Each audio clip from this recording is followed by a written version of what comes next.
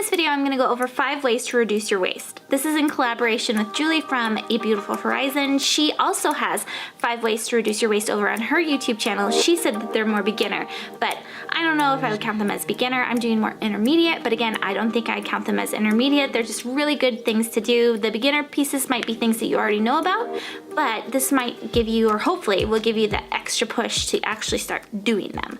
Now, my pieces are a little bit more intermediate in just the way that they take a little bit more time, research, just general thinking. They might affect your life a little bit more so than the other 5. Way to reduce your waste, number 1, is to just become more aware.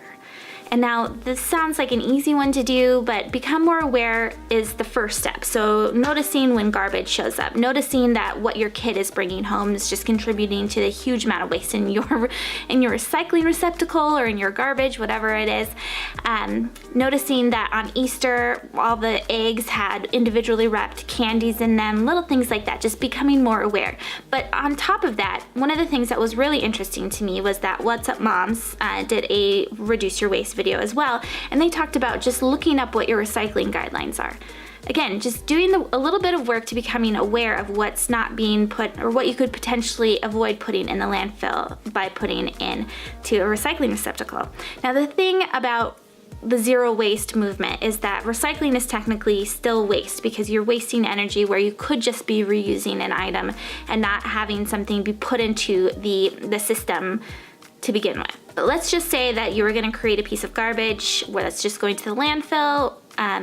Just knowing what's recyclable is really beneficial. Now, on top of that, there's one piece of being aware, noticing garbage, noticing what can be put in like the circular system of recycling.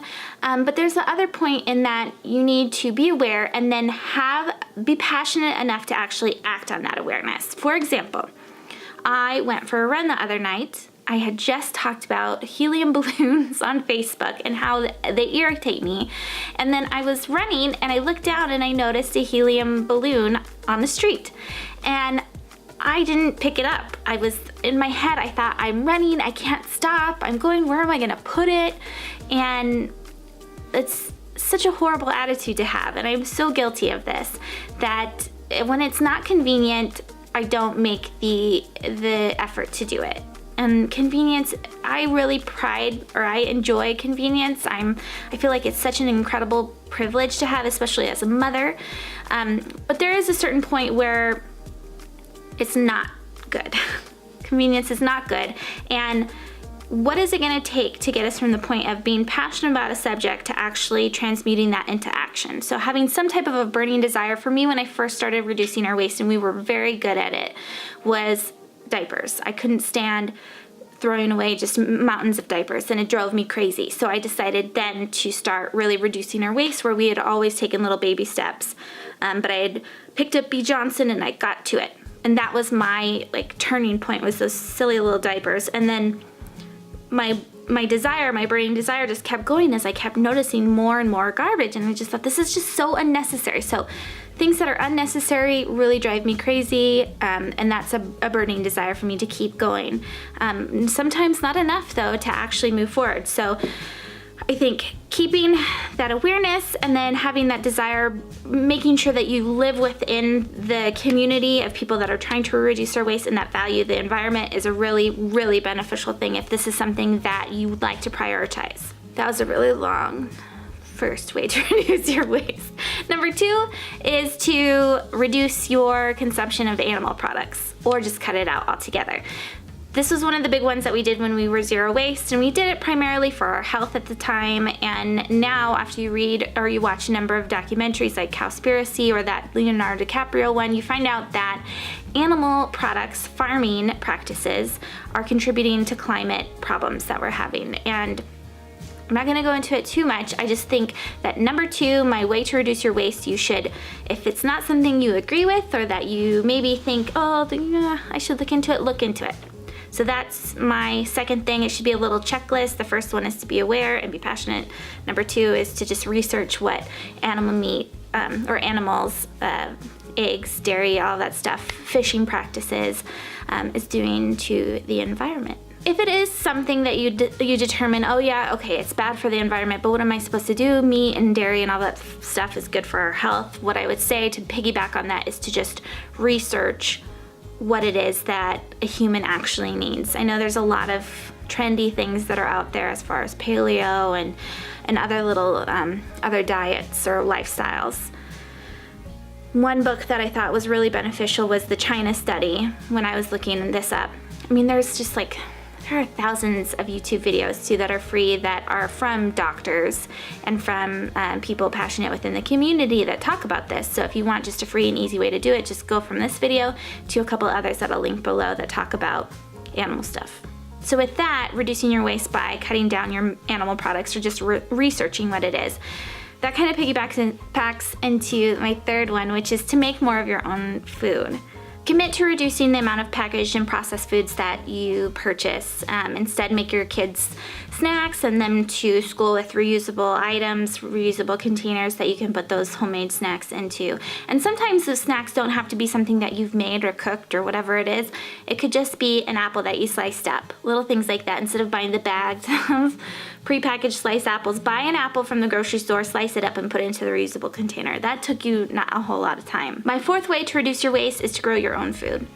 And again, this is effort, time, it's just a number of resources that you might not have at the moment, but this is just, again, it's a little bit more intermediate to push you to do it. Gardening is something that my husband learned, and I really should get more into it, but this is a passion of Shane's. He learned how to do it on YouTube.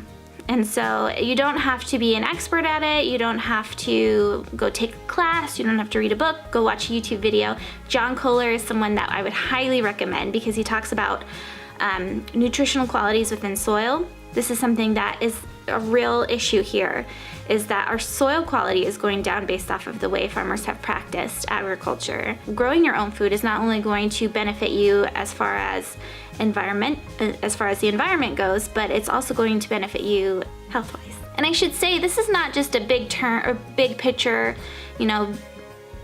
vegetables that are packaged and sent to you from Mexico and have plastic wrapping in it and blah blah blah, but it's also going to help you in terms of food prep. You're going to make more of your own food, you're going to waste less because you have more of it you have less processed options in your kitchen to go to.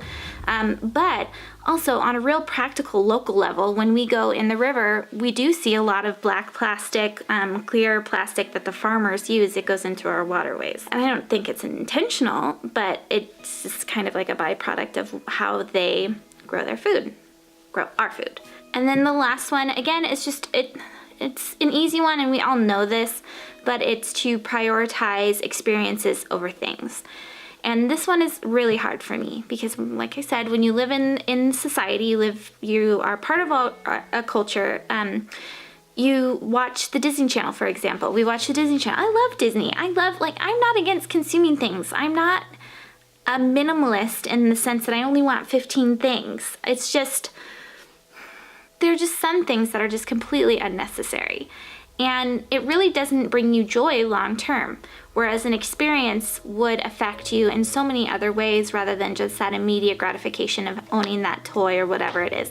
And so with children, it's very difficult, I believe, with my kids, and it might be not so hard with your children, but it's difficult for mine when it comes to birthdays or Christmas or whatever it is. They want the thing, they want to unwrap it, they want it immediately versus giving them an experience. Even for like birthday parties, my son Kelly has been really good about putting more experiences in versus doing the whole big party piece where there's balloons and all sorts of junk that the kids have to take home. Those are 5 ways to reduce your waste that are a little bit more intermediate. They take more effort and a lot of research to figure out how you can fit them in within your life.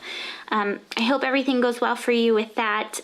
Subscribe to my channel if you want to follow my journey, my personal journey in trying to reduce our waste.